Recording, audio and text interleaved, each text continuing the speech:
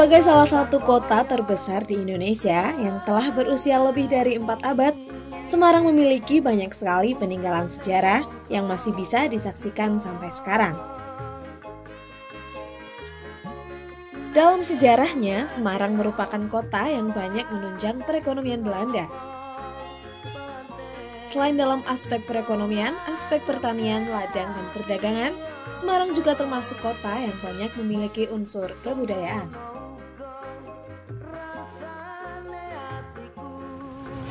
Sebagai salah satu kota yang menjadi tempat persinggahan bangsa asing yang masuk ke Indonesia, Semarang tentunya memiliki banyak sekali peninggalan sejarah dan kebudayaan yang masih melekat sampai sekarang.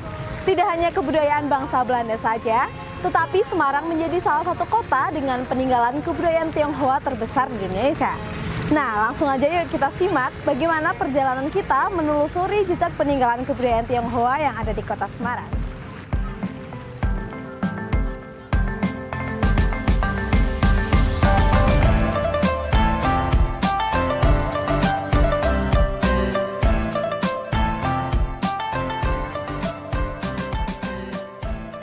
Salah satu kebudayaan yang melekat pada kota Semarang adalah kebudayaan Tionghoa. Berawal dari masuknya masyarakat asli dari Tiongkok ke Indonesia, kebudayaan Tionghoa pun mulai dikenal dan berkembang di antara budaya-budaya Barat dan budaya asli bangsa Indonesia sendiri.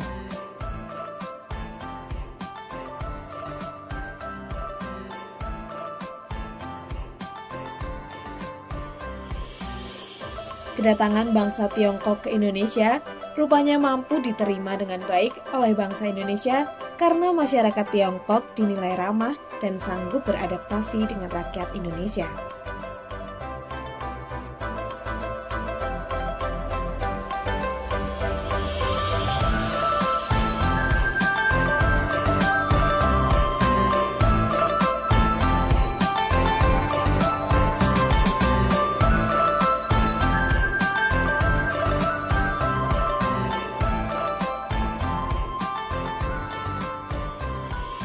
Jejak perjalanan kaum Tionghoa ke Pulau Jawa juga terekam di kelenteng Sampokong.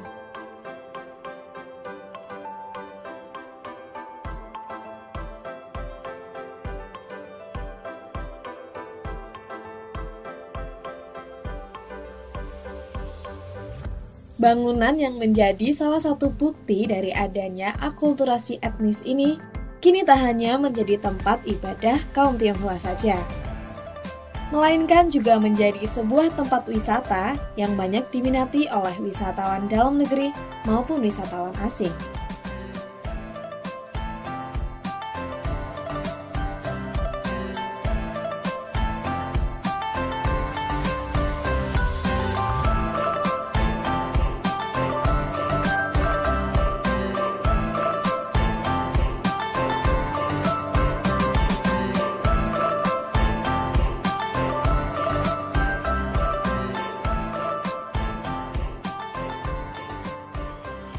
Kuil Sampokong ini sejatinya adalah sebuah petilasan.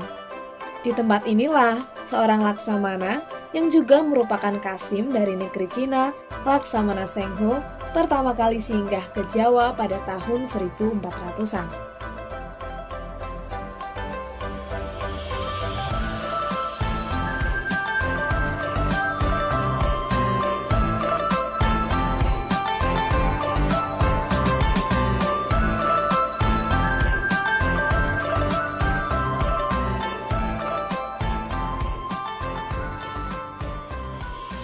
Patung Laksamana Sengho yang berbalut emas sendiri masih berdiri gagah tepat di depan Gua Batu.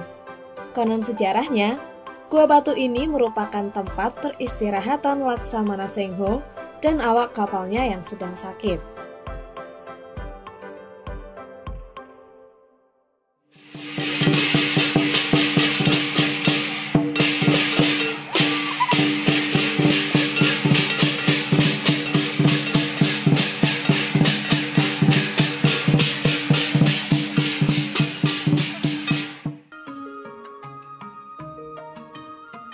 Rekaman jejak perjalanan masyarakat Tionghoa lainnya juga bisa dilihat dari Kampung Pecinan di Kota Semarang. Sebagai salah satu lokasi yang pernah menjadi pusat perdagangan serta layanan golongan Tionghoa pada zaman dulu, Pecinan Semarang mempunyai potensi ekonomi, sosial, dan budaya yang begitu kuat, serta menjadikan Kampung Pecinan ini menjadi salah satu pusat kegiatan ekonomi dan kebudayaan masyarakat Tionghoa.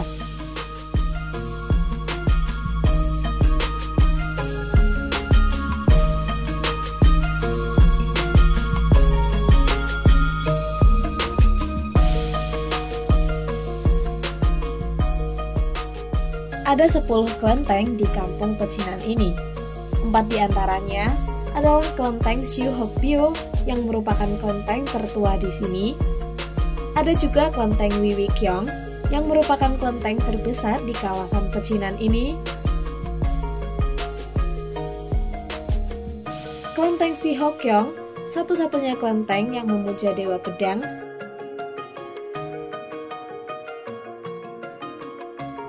Dan kelenteng dengan dewa-dewi terlengkap, yaitu kelenteng Tai Kaksi.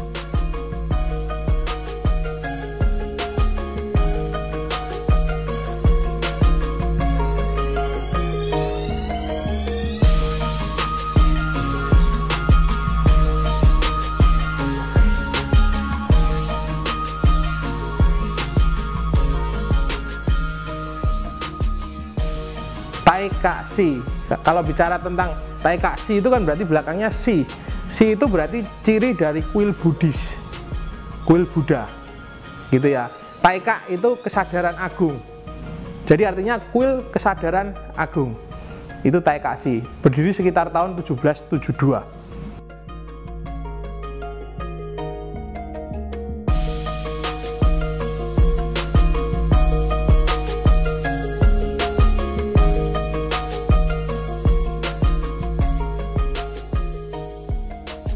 Jika dibandingkan dengan kelenteng lain yang ada di Semarang, kelenteng Tai Kaksi di kawasan Pecinan Semarang ini termasuk kelenteng yang paling bagus, baik dari segi ornamen maupun hiasan-hiasannya.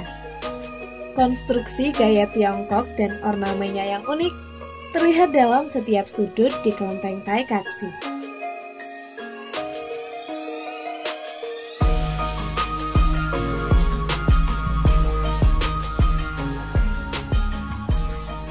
Itu yang sebelah kanan itu biasanya naga, gitu ya. Kemudian yang sebelah kiri itu biasanya harimau putih. Harimau ini adalah simbol keberanian. Jadi kalau kalian lihat di cerita-cerita itu, gitu ya, di cerita-cerita komik dan lain sebagainya, kemudian di cerita roman, novel dan lain sebagainya, itu pasti panglima-panglima perang itu pasti pakai jirah ya. Jirah itu baju kebesaran, pasti kulitnya harimau. Di samping juga harimau dan naga itu dipercaya oleh orang-orang Tionghoa sebagai pengusir niat-niat jahat, ya, roh-roh jahat, sifatnya yang buruk gitu ya, penangkal gitu ya, yang ingin merusak dan lain sebagainya.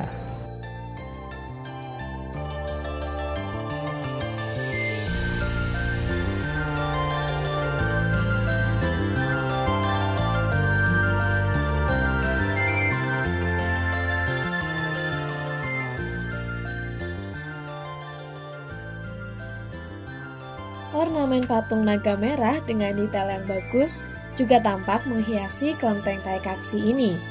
Dari luar pun, tampak interior dalam kelenteng yang didominasi oleh patung-patung Buddha hingga lilin dan tempat dupa. Tak ketinggalan pula, patung Laksamana Sengho yang juga berdiri kokoh di depan kelenteng Tai Kaksi ini.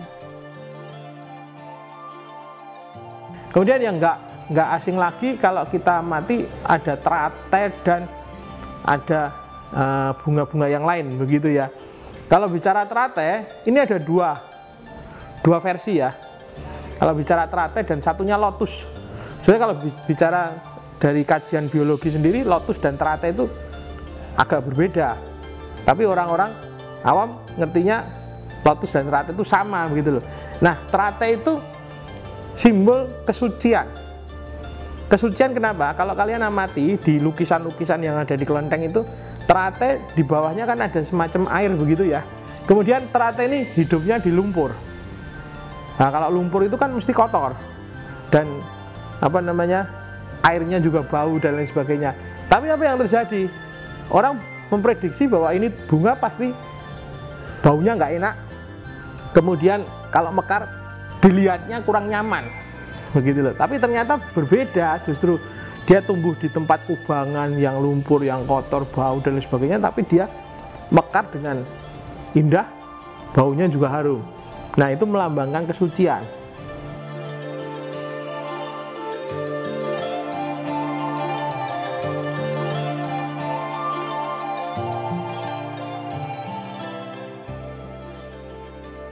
Pada awalnya, kelenteng Taikaksi ini hanya digunakan untuk pemujaan Dewi Kuan Im saja. Tetapi seiring berjalannya waktu, kelenteng Taikaksi berkembang menjadi tempat-tempat pemujaan berbagai dewa-dewi untuk aliran Tao, Buddha, dan Konghucu.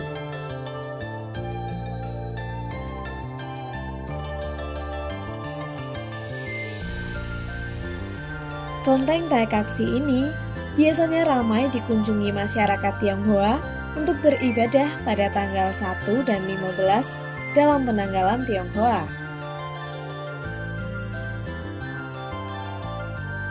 Ada satu ritual unik yang biasanya digunakan masyarakat Tionghoa dalam beribadah, yaitu meminta petunjuk langsung pada sang dewa dengan cara melempar paupi yang kemudian dilanjutkan dengan ciamsi yang berarti mengocok sumpit bambu yang sudah diberi nomor.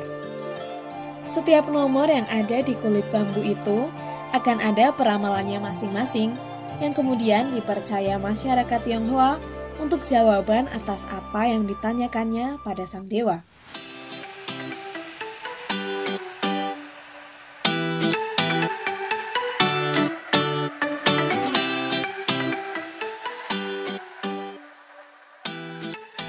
Kampung yang berada di Jalan Pedamaran, Kauman, Semarang Tengah ini bisa dikatakan memiliki nama jalan atau nama gang yang cukup unik.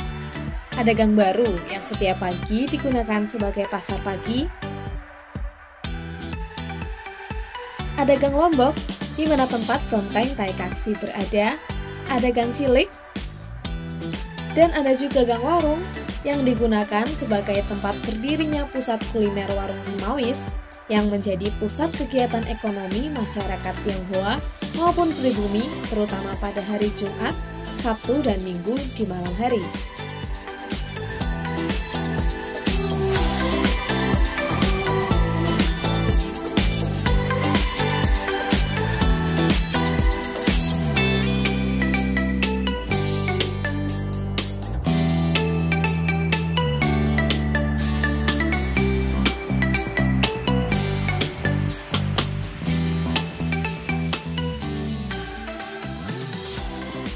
Warung Semawis di Gang Warung ini dulunya hanya digelar pada saat Imlek saja. Makanan dan jajanan yang dijual di sini sangat beragam. Dari mulai makanan tradisional khas Tionghoa, makanan khas Indonesia, sampai berbagai makanan khas bangsa lain dijual di Warung Semawis.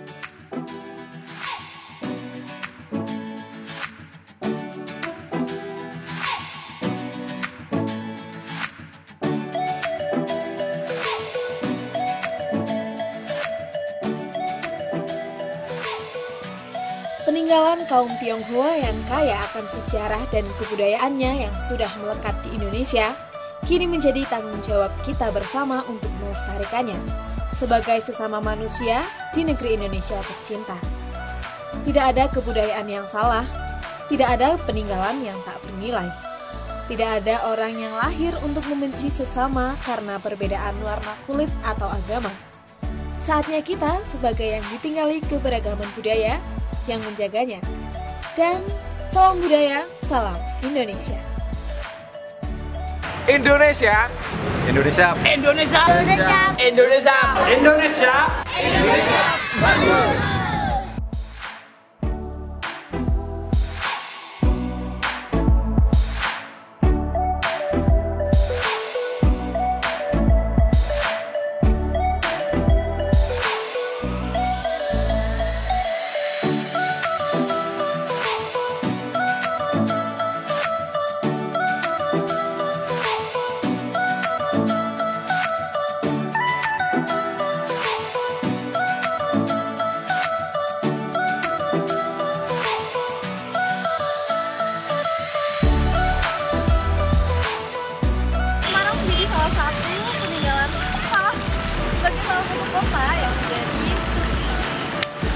Sebagai salah satu kota yang menjadi kebudayaan yang ada di Semarang.